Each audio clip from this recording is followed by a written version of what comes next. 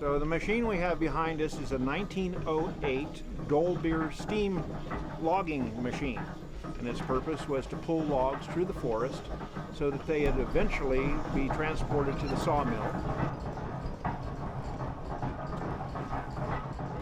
So this steam engine operates essentially by a wood fire boiling a steep kettle full of water, creating steam.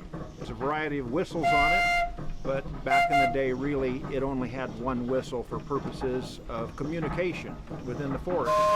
If there was a need for communication over the side of a hill, they would have what's called a whistle punk, a small boy that had a wire that was attached to the whistle, and he would watch the logging operation below and then pull the whistle at the right time so that the steam engineer could engage the machinery and pull the log up from an area where the engineer couldn't exactly see it.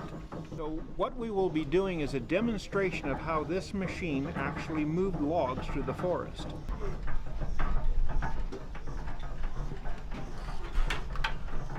Essentially, the loggers would drop the trees, and this machine would roll the logs into two-pole chutes, which is basically a road through the woods. They would drag these logs through the woods, eventually dumping them into Shaver Lake. It would be gathered up by the steamboat, the Michigan, transported over to the sawmill. The sawmill would then cut them into boards. The boards would then be dried, and after a period of time, when they had sufficient buoyancy, they would kick them into the flume.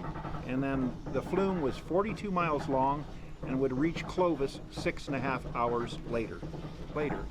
So at the turn of the century, this was the latest and greatest technology. For 108 years old, it's a pretty fascinating machine.